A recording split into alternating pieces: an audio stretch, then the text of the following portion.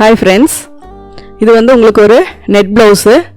Net ப்ளவுஸ்லேயே வந்து உங்களுக்கு மேலே இருக்க கிளாத் வந்து செப்பரேட்டாகவும் உள்ளே இருக்க கிளாத் வந்து செப்பரேட்டாகவும் இருக்குது.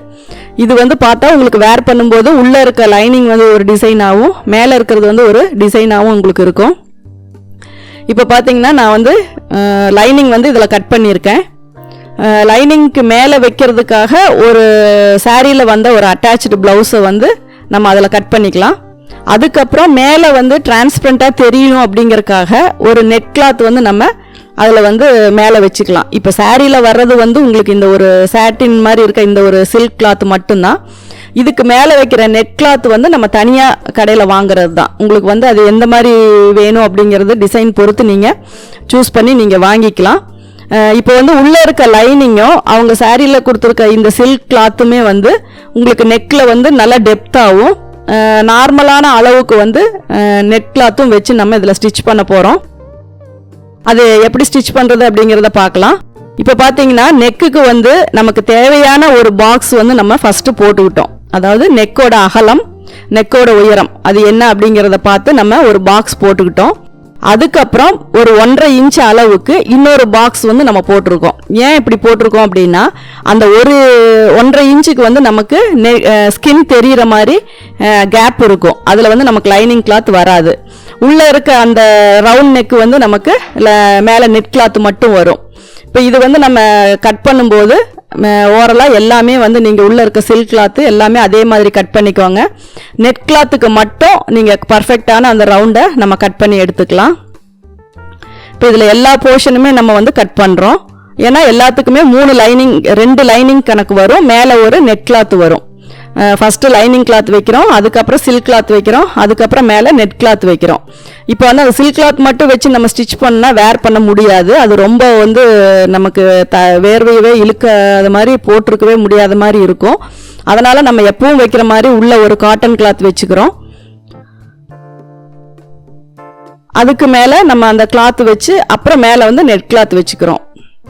இந்த நெட் கிளாத் வந்து உங்களுக்கு என்ன கலரில் வேணுனாலும் நீங்கள் வச்சுக்கலாம். சாரியில் இருக்க டிரான்ஸ்பரண்ட்டான கலரு கான்ட்ராஸ்டாக வேணும் அப்படின்னா அதுக்கு தகுந்த மாதிரி நீங்கள் நெட் வந்து மெட்டீரியல் சூஸ் பண்ணிக்கலாம். அப்படி இல்லை அப்படின்னா உள்ளே வர சில்க் கிளாத் வந்து நீங்கள் வேறு நல்லாவே வேரியேஷன் தெரியணும் அப்படின்னா அதுக்கு தகுந்த மாதிரி ஆப்போசிட் கலராக நீங்கள் வந்து வேறு ஒரு கலர் வந்து நீங்கள் சூஸ் பண்ணிக்கலாம்.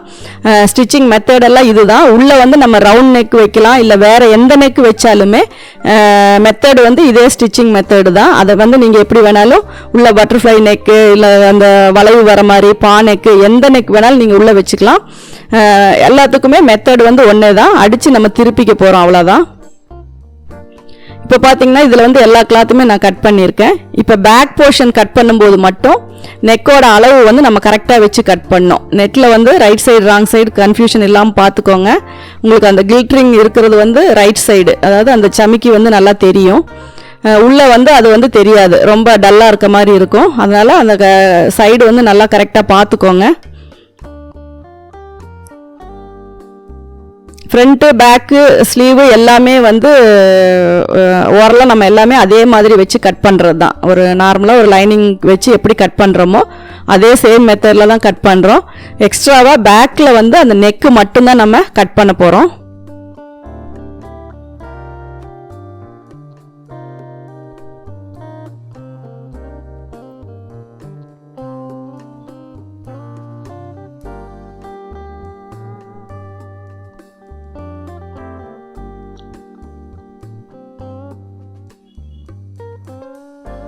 எல்லாமே அதே மாதிரி 2 கிளாத்து நம்ம லைனிங் வச்சு எக்ஸஸாக எப்படி கட் பண்ணுறோமோ அதே மாதிரியே கட் பண்ணிக்கோங்க. இது நம்ம நார்மல் எப்பவும் போடுற அதே நீடில் போட்டே நம்ம ஸ்டிச் பண்ணிக்கலாம். 14 நம்பர் சைஸ் அதே நம்பர் போட்டுக்கலாம். அதே மாதிரி உங்களுக்கு ஸ்டோன்ஸ் இருந்தால் மட்டும் நீங்கள் அந்த மெட்டீரியல் யூஸ் பண்ணாதீங்க. ஏன்னா அது நம்ம தைக்கிறது வந்து உங்களுக்கு மெஷின் வந்து நமக்கு டேமேஜ் ஆகும். அதனால் ஸ்டோன் இல்லாமல் எந்த ஒரு மெட்டீரியலாக இருந்தாலுமே நம்ம ஸ்டிச் பண்ணிக்கலாம். ரொம்ப திக்கான கிளாத்தாக இருந்தால் மட்டும் நீங்கள் 16 சைஸ் நீடில் வந்து நீங்கள் யூஸ் பண்ணிக்கோங்க. இதெல்லாமே உங்களுக்கு சாஃப்டாக தான் இருக்கும் கிளாத்து. அதனால் நீங்கள் வந்து நார்மலாக எப்பவும் போடுற அதே நீடில் போட்டே நீங்கள் ஸ்டிச் பண்ணிக்கலாம். இப்போ ஸ்லீவுக்கு வந்து எக்ஸ்ட்ராவாக பார்டர் வச்சு நம்ம அந்த இது வந்து அட்டாச் பண்ண போகிறோம். அதனால் ஓவர்லாக் போடும்போது மட்டும் நீடில் பிரேக் ஆகிற சான்ஸ் இருக்குது. அதனால் அதை மட்டும் கொஞ்சம் கவனமாக பார்த்து நீங்கள் போட்டுக்கிட்டிங்கன்னா போதும். ஏன்னா பார்டர் வைக்கும்போது அந்த இடத்துல ஏற்கனவே இதில் கிளாத் இவ்வளோ இருக்குது, பார்டரும் திக்னஸாக இருக்குது. அது வைக்கும்போது உங்களுக்கு ரொம்ப திக்காக தெரியும். அதனால் ஓவர்லாக் போடும்போது மட்டும் நீங்கள் கொஞ்சம் கேர்ஃபுல்லாக போட்டுக்கோங்க. இல்லை சிங்கிள் கிளாத்தாக போட்டுக்கிட்டிங்கனாலும் போட்டுக்கலாம். அந்த பார்டரில் ஸ்டிச் பண்ணுற இடத்துல ஸ்டோன்ஸ் இருந்தால் அதை நீங்கள் ரிமூவ் பண்ணிடுங்க.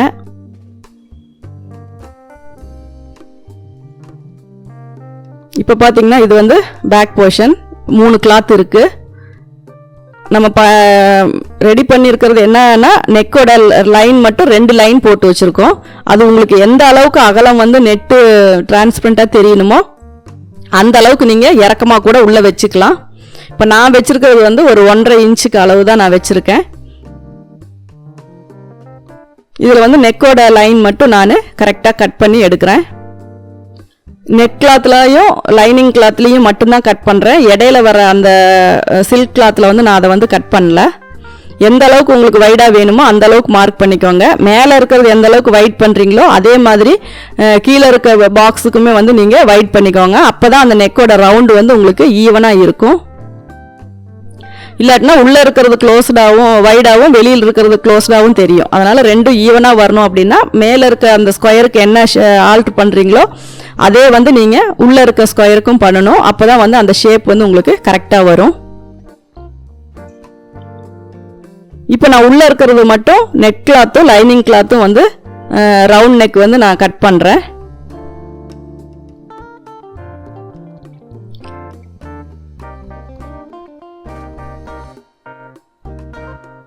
கரெக்டாக ரவுண்ட் ஷேப் வந்து நீங்கள் கரெக்ட் பண்ணிக்கோங்க. இது வந்து உங்களுக்கு வந்து அளவு வந்து கரெக்டாக வரணும். அதுக்காக உங்களுக்கு நான் வந்து கரெக்டாக நாச்சஸ் போட்டுக்கிறேன். மேலே ஷோல்டர் கிட்ட கரெக்ட் பண்ணிக்கிறேன். சைடில் இருக்க எக்ஸஸாக இருக்க கிளாத்து கூட நம்ம அப்புறமா கட் பண்ணிக்கலாம். நமக்கு உயரமும் கரெக்டாக வரணும். அதனால் நாச் கரெக்டாக போட்டுக்கோங்க. மேலே வந்து ஷோல்டர் கிட்டையும் நீங்கள் உங்களுக்கு கிளாத் கரெக்டாக வரணும் அப்படிங்கிறனால ஷோல்டர் ஒட்டியே நீங்கள் கட் பண்ணிக்கோங்க. இப்போ பார்த்தீங்கன்னா நெட் கிளாத்தில் நம்ம வந்து ப்ளவுஸோட நெக்கை கட் பண்ணிக்கிட்டோம். இப்போ அடுத்தது வந்து அந்த சாட்டின் கிளாத் மாதிரி இருக்கிறது சில்க் கிளாத்து.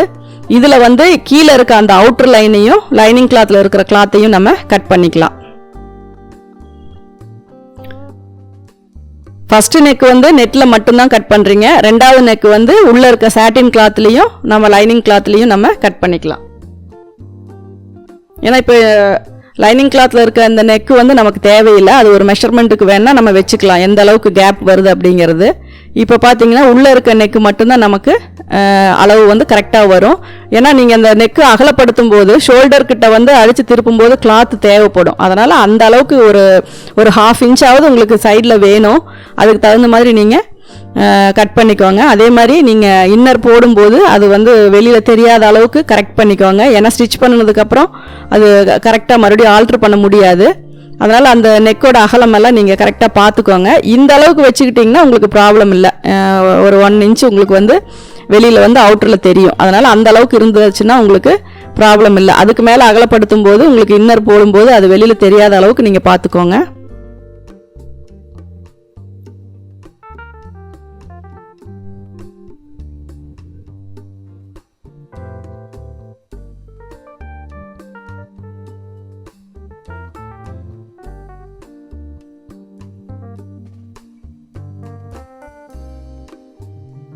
சைடு மட்டும் கரெக்டாக பார்த்துக்கோங்க. ஏன்னா இது ரொம்ப கன்ஃபியூஸாக தான் இருக்கும். இதில் மார்க்கிங் பண்ணாலும் நமக்கு அவ்வளோவா தெரியாது. அதனால் தைக்கும்போது ஒவ்வொரு போர்ஷனாக எடுத்து அதை சைடு வந்து நீங்கள் கரெக்ட் பண்ணிக்கோங்க. இப்போ இது வந்து எப்படி நம்ம ஸ்டிச் பண்ணுறது அப்படிங்கிறத பார்க்கலாம். இப்போ வந்து நான் பேக் வந்து ஃபஸ்ட்டு ரெடி பண்ணுறேன்.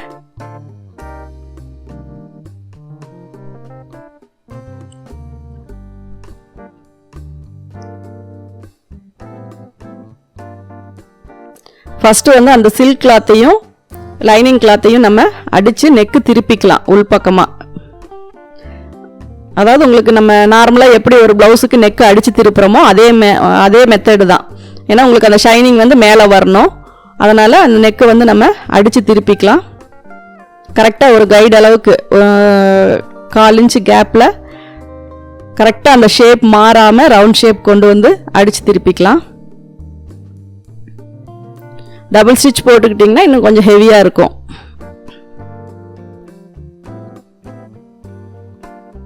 அதில் சின்ன சின்னதாக சிசர் கட் போட்டுக்கோங்க. போட்டுட்டு படிமான தையல் வேணும்னா போட்டுக்கோங்க, இல்லை அயனிங் பண்ணுறதுனால அயன் பண்ணிக்கோங்க. மேலே வந்து நீடில் அளவுக்கு நீங்கள் தையல் போட்டுக்கோங்க.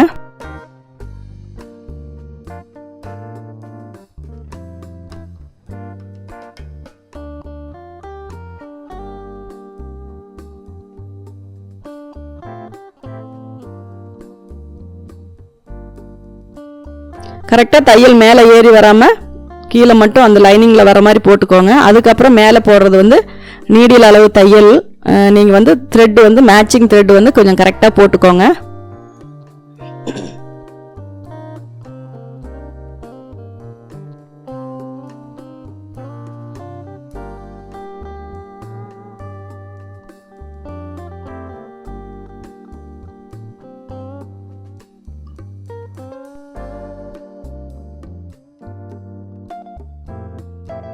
ரொம்ப அந்த கிளாத் வந்து சுருக்கு வர மாதிரி இருந்துச்சுன்னா லைட்டாக நீங்கள் ஹீட் வச்சு அயன் பண்ணிக்கோங்க. அப்போ பார்க்கும்போது உங்களுக்கு அந்த ஃபினிஷிங் வந்து நீட்டாக இருக்கும். ஏன்னா தைச்சதுக்கப்புறம் நம்ம நெட் கிளாத் வந்து அயன் பண்ண முடியாது. அதனால் இந்த மெட்டீரியலை வந்து நீங்கள் ஃபஸ்ட்டு ஸ்டிச் பண்ணுறக்கும் போது ஒரு அயனிங் பண்ணிக்கோங்க.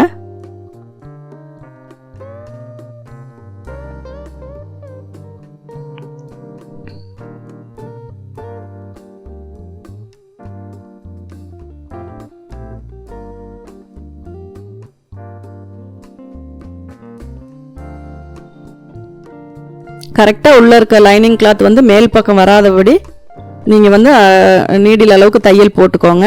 இப்போ பார்த்தீங்கன்னா நமக்கு ஒரு வைடாக ஒரு ரவுண்ட் நெக் வந்து நம்ம ரெடி பண்ணியிருக்கோம். இதுக்கப்புறம் வந்து நீங்கள் சைடில் வந்து தையல் போட்டு எக்ஸஸாக இருக்க எல்லா கிளாத்தையுமே நீங்கள் கட் பண்ணிக்கலாம்.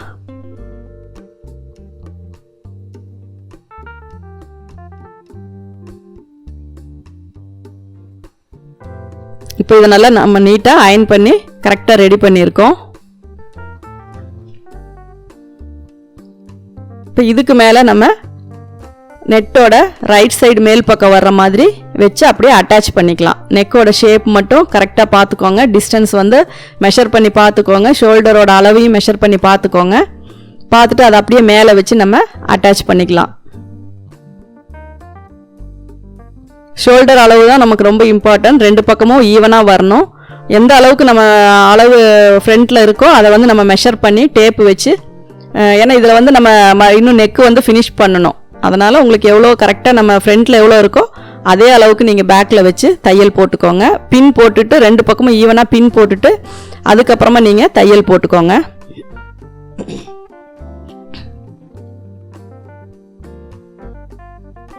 கரெக்டாக 3 இன்ச்சு அப்படின்னா அந்த 3 இன்ச்சு டிஸ்டன்ஸ்லேயே மேலே நம்ம ஈவனாக தான் கட் பண்ணியிருக்கோம். அதனால் எக்ஸஸாலாம் மேலே எந்த கிளாத்தும் விட தேவையில்லை.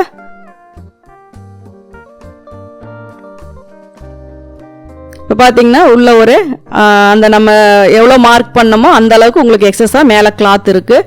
இப்போ வந்து நெக்கில் இருக்க உள்ளே இருக்க அந்த இதில் வந்து நம்ம தையல் போட தேவையில்லை. அவுட்டரில் இருக்க எல்லாமே வந்து நம்ம நீடில் அளவுக்கு தையல் போட்டு எக்ஸஸாக இருக்க கிளாத் எல்லாத்தையுமே நம்ம கட் பண்ணி ரிமூவ் பண்ணிக்கலாம்.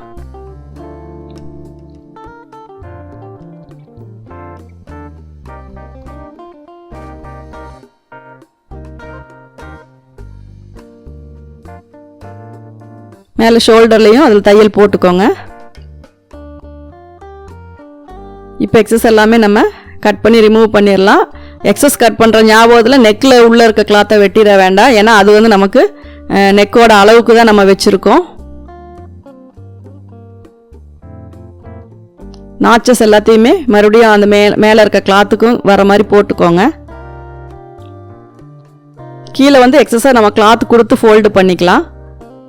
இப்போ எல்லாமே கரெக்டாக ஈவனாக நமக்கு வரணும். ஆம் ஹோல் ரவுண்டு கீழே வேஸ்ட்டுக்கிட்ட எல்லாமே வந்து நமக்கு கரெக்டாக வரணும். அப்போ தான் வந்து பேக்கில் வந்து நெக்கு வந்து அந்த ஷேப் வந்து நம்ம கரெக்டாக வரும். அதே மாதிரி நம்ம வேர் பண்ணும்போது நமக்கு ரைட் சைடு வந்து கொஞ்சம் டைட்டாக இருக்குது அப்படின்னாவே உங்களுக்கு பேக்கில் வந்து நெக்கோட ஷேப் வந்து மாறும். அதனால் அந்த மாதிரி கம்ப்ளைண்ட் வர்றவங்க வந்து ரைட் சைடு தைக்கும்போது லைட்டாக கொஞ்சம் லூஸ் விட்டு நீங்கள் ஸ்டிச் பண்ணிக்கோங்க. இப்போ வந்து நான் டாட் வந்து மார்க் பண்ணியிருக்கேன். இந்த 3 கிளாத்லேயுமே நமக்கு டாட் வரணும் விழணும் அப்படிங்கிறதுக்காக நான் ஃபஸ்ட்டு மூணு கிளாத்தையும் ஒன்றா வச்சு ஸ்ட்ரைட்டாக எந்த அளவுக்கு லென்த்து வேணுமோ அந்த அளவுக்கு நான் ஒரு தையல் போட்டுக்கிறேன். ஏன்னா அப்போ தான் வந்து உங்களுக்கு அந்த 3 கிளாத்துமே ஒன்றா இருக்கும். இல்லாட்டினா 2 கிளாத்தில் தையல் விழும், 3ஆவதாக இருக்க அந்த நெட் கிளாத்தில் வந்து உங்களுக்கு தையல் விழாது. அப்போ வந்து என்ன ஆகும்னா அது லூஸாக மேலே தூக்கிட்டு இருக்கிற மாதிரி இருக்கும். அதனால் டாட் பிடிக்கும்போது எல்லாத்துலேயுமே தையல் விழணும் அப்படிங்கிறதுக்காக உள்ளே ஃபஸ்ட்டே வந்து நான் ஒரு தையல் போட்டுக்கிறேன். இப்போ பார்த்தீங்கன்னா உங்களுக்கு கரெக்டாக எல்லாத்துலேயுமே ஸ்டிச் விழுந்திருக்கும்.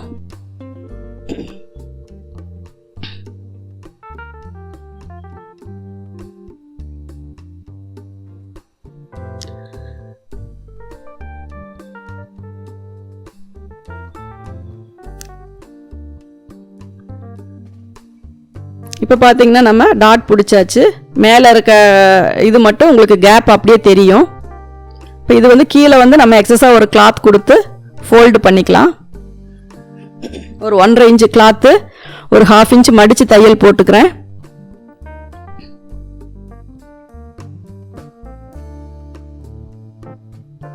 கரெக்டாக அந்த நாச்சு வந்து நம்ம போட்டிருக்கோம் அந்த அளவுக்கு கீழே வந்து ஈவனாக ஒரே அளவுக்கு நம்ம தையல் கொண்டு வருவோம். அந்த டாட் வர இடத்துல சின்னதாக ஒரு ஃப்ளீட் ஒன்று வச்சுக்கோங்க. அப்போ தான் திருப்பி தைக்கும்போது உங்களுக்கு அந்த இடத்துல துணி வந்து இழுக்காமல் இருக்கும். அதனால் கரெக்டாக அந்த டாட்டுக்கு நேராக வர்ற இடத்துல மட்டும் சின்னதாக ஒரு ஃப்ளீட்ஸ் வந்து வச்சுக்கோங்க.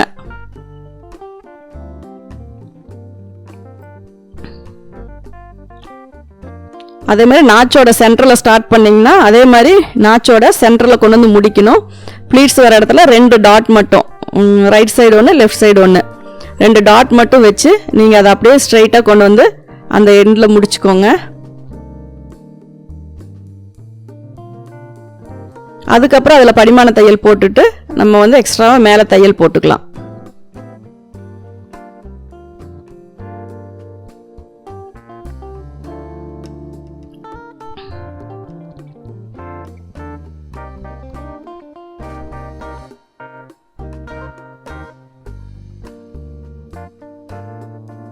மேலே படிமான தையல் போட்டாச்சு.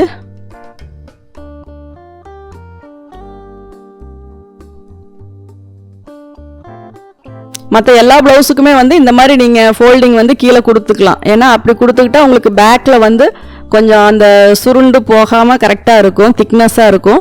அதனால் மற்ற எந்த ப்ளவுஸுக்குனாலும் இந்த மாதிரி மெத்தட் நீங்கள் ஃபாலோ பண்ணிக்கலாம்.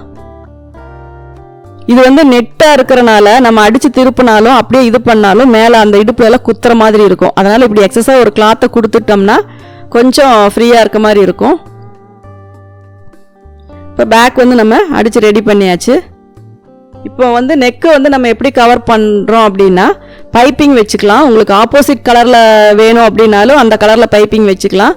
அப்படி இல்லாட்டின்னா உள்ளே இருக்க அந்த சில்க் கிளாத் மாதிரி இருக்க அந்த ஷைனிங் மெட்டீரியல்லையே நீங்கள் வந்து இதில் நெக்கு வந்து பைப்பிங் மாதிரி வச்சு ரெடி பண்ணிக்கலாம். இந்த பைப்பிங் வைக்கும்போது உள்பக்கமாக நமக்கு வந்து கிளாத்து தெரியக்கூடாது. ஏன்னா அந்த கிளாத்து தெரிஞ்சிச்சுன்னா நெட்டு அப்படிங்கிறனால மேலே டிரான்ஸ்பரண்ட்டாக அது தெரியும். அதனால் அதுக்கு தகுந்த மாதிரி ஒரு திக்னஸில் நீங்கள் எப்போ நார்மலாக வெட்டுறதை விட கொஞ்சம் கம்மியாக வெட்டிக்கோங்க. 1.25 வெட்டுறீங்க அப்படின்னா ஒரு 1.5 இன்ச்சுக்கு அகலம் வர மாதிரி வெட்டிக்கோங்க. அப்படி இல்லை உங்களுக்கு பைப்பிங் வச்சா அந்த இடத்துல வந்து கன்ஃபியூஸ் ஆகுது, நெட்டுக்கு இழுத்துட்டு போகுது. ஏன்னா நெட்டு வந்து ஒவ்வொன்றும் ஒவ்வொரு டைப்பில் இருக்கும். அந்த மாதிரி வரும்போது நீங்கள் நார்மலாக எப்படி ப்ளவுஸு நார்மலாக ஒரு ரவுண்ட் நெக் ப்ளவுஸுக்கு எப்படி நெக்கு வந்து ஃபினிஷ் பண்ணுவீங்களோ அந்த மெத்தடில் கூட ஃபினிஷ் பண்ணி நீங்கள் அதை ஹெம் பண்ணிக்கலாம். பைப்பிங்கே தான் வைக்கணும்னு இல்லை. அப்படி இல்லாட்டினாலும் த்ரெட் பைப்பிங் வேணும் அப்படின்னாலும் நீங்கள் த்ரெட் பைப்பிங் யூஸ் பண்ணிக்கலாம்.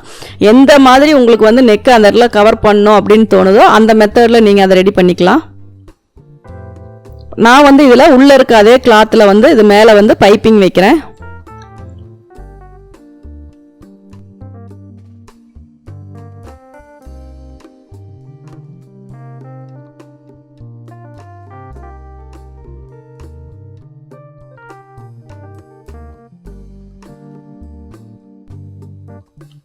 கரெக்டாக அந்த நெட்டோடைய அந்த ரவுண்ட் ஷேப் மாறாமல் இழுக்காமல் அந்த இதுலேயே அப்படியே லூஸ் விட்டு நீங்கள் கொண்டு வந்து ஸ்டிச்சை முடிச்சுக்கோங்க. அந்த நெக்கோடைய ரவுண்ட் ஷேப் வந்து நமக்கு மாறக்கூடாது.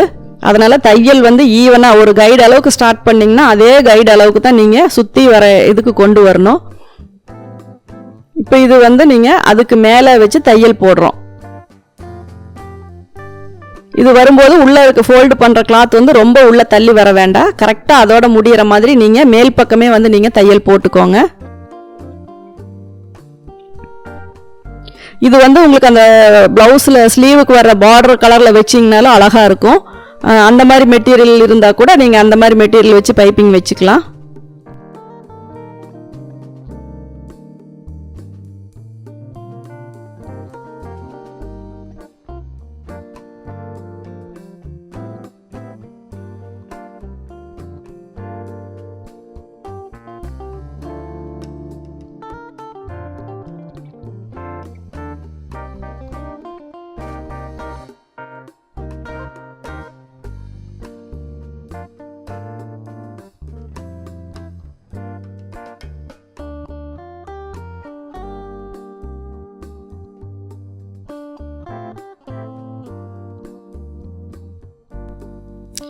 நெட் கிளாத் அப்படிங்கும்போது தையல் வந்து அதில் விழுந்திருக்கா அப்படின்னு நீங்கள் செக் பண்ணிக்கோங்க. ஏன்னா ஃபினிஷ் பண்ணினதுக்கப்புறம் தையல் விழாமல் கேப் விழுந்துருச்சு அப்படின்னா பிரித்து தைக்கும்போது கொஞ்சம் கஷ்டமாக இருக்கும்.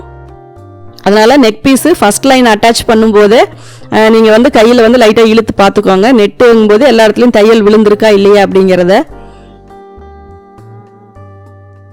இப்போ பார்த்தீங்கன்னா மேலே வந்து நம்ம பைப்பிங் வச்சு ரெடி பண்ணியாச்சு. உள்பக்கமாக வந்து நெக்கை அடித்து திருப்பி நம்ம கவர் பண்ணியாச்சு. இப்போ இது வேர் பண்ணும்போது நமக்கு உள்ளே இருக்க ரவுண்ட் ஷேப்புக்கு வந்து டிரான்ஸ்பரண்ட்டாக தெரியும்.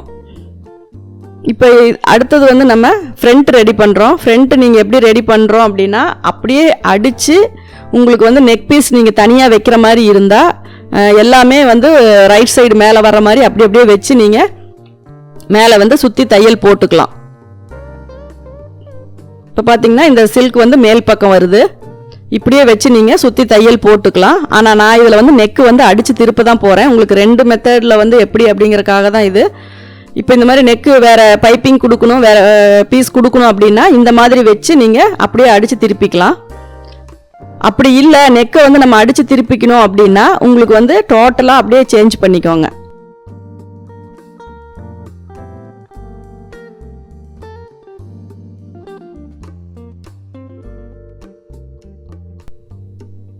நெக்கை மட்டும் ஃபஸ்ட்டு அடித்து திருப்பிக்கோங்க.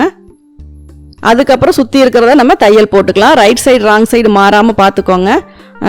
கன்ஃபியூஷன் இல்லாமல் சொல்கிறேன். மேலே வந்து சாட்டின் கிளாத்தோடைய ரைட் சைடு மேலே தெரிகிற மாதிரி வச்சுக்கோங்க. அதுக்கு மேலே நெட்டு கிளாத் வந்து ரைட் சைடு மேலே தெரிகிற மாதிரி வச்சுக்கோங்க. அப்புறம் அதை அப்படியே திருப்பி கீழே வந்து நம்ம லைனிங் கிளாத் வச்சு நம்ம நெக்கை வந்து அடித்து திருப்பிக்கலாம். இதுவே வந்து உங்களுக்கு வந்து நீங்கள் நெக்குக்கு வேறு பீஸ் கொடுக்குற மாதிரி இருந்தால் இதே மெத்தடு தான். கீழே வந்து லைனிங்கை வச்சு நம்ம திருப்பி வச்சு தையல் போட்டுக்கலாம். அது அப்படியே பதிக்கிறது தான். இது வந்து நம்ம அடித்து திருப்புறோம். இந்த ரெண்டுமே வந்து கன்ஃபியூஸ் பண்ணிக்காமல் தைக்கும்போது ஒரு கவனமாக வச்சு நீங்கள் அப்படி உங்களுக்கு ரொம்ப குழப்பமாக இருக்குது அப்படின்னா லாங் ஸ்டிச் வந்து போட்டுக்கோங்க. ஒரு நெக்கை வச்சு நம்ம தைச்சதுக்கப்புறம் லாங் ஸ்டிச்சை போட்டு தைச்சிட்டிங்க அப்படின்னா உங்களுக்கு திருப்பிட்டு அது கரெக்டாக வரல அப்படின்னா பிரிக்கிறது ரொம்ப ஈஸியாக இருக்கும். துணியும் டேமேஜ் ஆகாது. அதனால் இந்த மாதிரி உங்களுக்கு குழப்பமாக இருக்கிறதெல்லாம் ஒரு தடவை நீங்களாக பண்ணி பார்க்கும்போது தான் அது வந்து கிளியர் ஆகும். அதனால் அந்த மாதிரி கன்ஃபியூஷன் இருக்கிறதுக்கு வந்து லாங் ஸ்டிச் போட்டுக்கோங்க.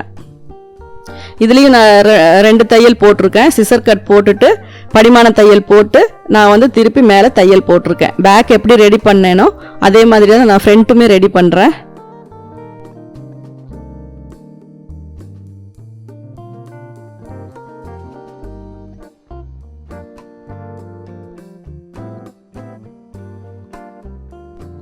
இதையுமே கரெக்டாக அந்த நெக்கில் வந்து ஓரமாக தையல் போட்டுக்கலாம்.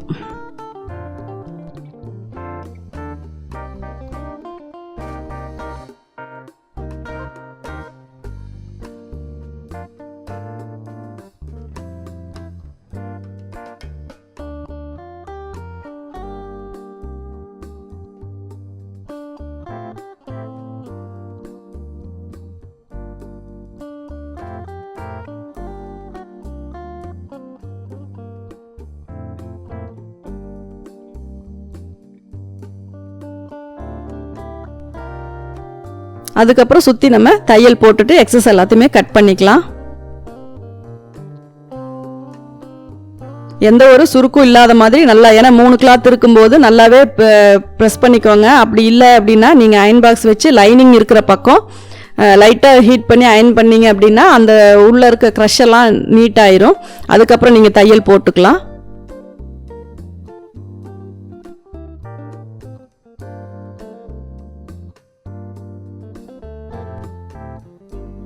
இப்போ இந்த வந்து ஒரு நான் லாங் ஸ்டிச் வந்து நான் போடுறேன். நான் டாட் பிடிக்கிற இடத்துல கீழே அந்த கார்னரில் இருந்து ஆம்ஹோல் டாட் வர்ற இடத்துலையும் நான் ஒரு லாங் ஸ்டிச் போடுறேன்.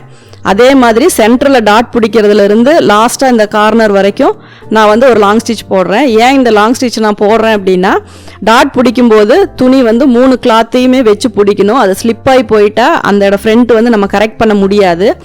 அதனால் இந்த மாதிரி நான் அது ஒரு இன்டூ ஷேப்பில் வந்து நான் தையல் போட்டுக்கிறேன். ஏன்னா இதை டாட் பிடிச்சிட்டு நான் இதை வந்து நான் பிரித்து விட்டுக்கலாம்.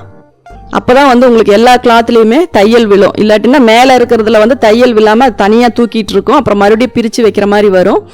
அதனால் இந்த தையல் நீங்கள் போட்டுக்கிட்டீங்க அப்படின்னா உள்ளே வந்து கரெக்டாக எந்த அளவுக்கு நம்ம தையல் போடணுமோ அந்த அளவுக்கு 3 கிளாத்லேயுமே நமக்கு தையல் விழும்.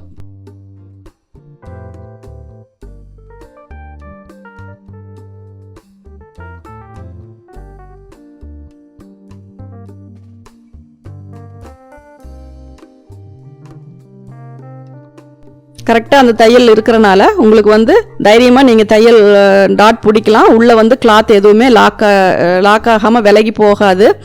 அதே மாதிரி ஆம்ஹோல் டாட் எப்போவுமே நான் சொல்லியிருக்கேன், ஒரு குறிப்பிட்ட அளவுக்கு மேலே பிடிக்காதீங்க. அது பட்டி ரொம்ப இழுத்துட்டு போகிற மாதிரி ஆயிரும். அதனால் அந்த கைடு அளவுக்கு அப்படின்னா அந்த அளவுக்கு மட்டும் நீங்கள் பிடிச்சிங்கன்னா போதும். இது ரைட் லெஃப்ட் வந்து நமக்கு பட்டியெல்லாம் அட்டாச் பண்ணும்போது கரெக்டாக ஈவனாக வரணும். அதனால் அதுக்கு தகுந்த மாதிரி அந்த டாட் சென்டர் டாட் பிடிக்கும்போது கொஞ்சம் சின்ன அட்ஜஸ்ட்மெண்ட் பண்ணிக்கோங்க. இப்போ வந்து அந்த லாங் ஸ்டிச்சை வந்து நீங்கள் பிரிச்சுக்கலாம். நெக்கு வந்து நம்ம ஆல்ரெடி அடித்து ரெடி பண்ணியாச்சு. இப்போ வந்து நீங்கள் கீழே பட்டியும் வைக்க போகிறீங்க. அப்போ ரெண்டோடைய உயரமும் முன்பக்க உயரமும் வந்து உங்களுக்கு கரெக்டாக வரணும். அதுக்கு என்ன இப்போ பண்ணும்போது என்ன ஆல்ட்ரேஷன் நம்ம பண்ணலாம் அப்படின்னா, இப்போ டாட் பிடிச்சிருக்கீங்க, ரெண்டுமே வந்து ஒரே அளவுக்கு நீங்கள் டாட் பிடிச்சிக்கோங்க. அதுக்கப்புறம் ரெண்டையுமே வச்சு ஒன்றா பார்க்கும்போது உங்களுக்கு நமக்கு ரைட் சைடு இருக்க அந்த உயரத்தை விட லெஃப்ட் சைடு இருக்கிற உயரம் வந்து கொஞ்சம் கம்மியாக வரணும். அதுக்கு தகுந்த மாதிரி அந்த டாட்டில் வந்து ஒரு பாயிண்ட் அளவுக்கு கொஞ்சம் சேர்த்து பிடிச்சிக்கிட்டீங்க அப்படின்னா நீங்கள் 2 பக்கமும் ஹூக் பட்டியும் அந்த வி பட்டியும் நீங்கள் வச்சிட்டீங்க அப்படின்னா பார்க்கும்போது உயரம் ரெண்டுமே ஈவனாக வரும். அந்த ஒரு ஆல்ட்ரேஷன் பண்ண முடிஞ்சால் கொஞ்சம் கரெக்ட் பண்ணிக்கோங்க. அது ஸ்டிச் பண்ண உங்களால் துணி வந்து வெட்டாத அளவுக்கு நீங்கள் அதை கரெக்ட் பண்ணிக்கலாம். இப்போ எப்படி ஃப்ரண்ட் ரெடி பண்ணமோ அதே மாதிரி தான் பட்டியும் நம்ம ரெடி பண்ணியிருக்கோம். அந்த கார்னர் ஒரு 1/2 இன்ச்சுக்கு நம்ம கட் பண்ணிட்டோம்னா அந்த அளவு வச்சு நம்ம அதே அளவுக்கு தையல் போட்டோம்னா பட்டி வந்து நமக்கு முன்னாடி தைக்கும் போது அந்த குழப்பம் இல்லாமல் கரெக்டாக இருக்கும்.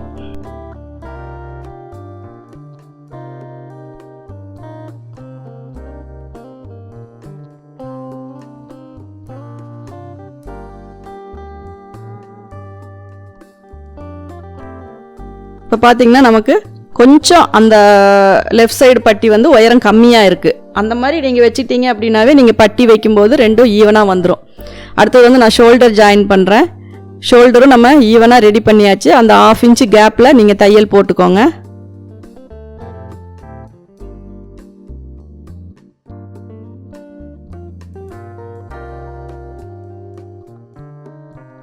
இப்போ பார்த்தீங்கன்னா ஃப்ரண்ட் நெக்கு பேக் நெக்கு எல்லாமே நம்ம ரெடி பண்ணியாச்சு. இதுக்கப்புறம் ஸ்லீவ் அட்டாச் பண்ணி நம்ம வந்து சைடு ஜாயின் பண்ணுறது தான்.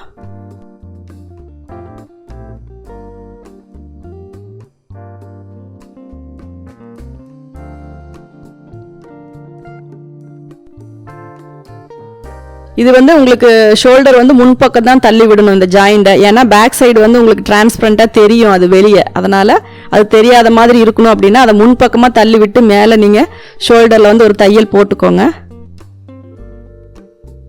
ஏன்னா ஓவர்லாக் போட்டு பேக் சைடு தள்ளி விட்டீங்க அப்படின்னா உங்களுக்கு அந்த டிரான்ஸ்பரண்ட்டாக இருக்கிற இடத்துல வந்து உங்களுக்கு அந்த கேப்பில் அந்த பிசுறு தெரியும். அதனால் அதை நீங்கள் முன்பக்கமாக தள்ளி விட்டுக்கோங்க. தையல் போட்டுக்கிட்டிங்கன்னா தான் உங்களால் மாறாமல் அது தைக்க முடியும். இப்போ ஸ்லீவு அதே மாதிரி ஆல்ரெடி ரெடி பண்ணி நம்ம அட்டாச் பண்ணியாச்சு.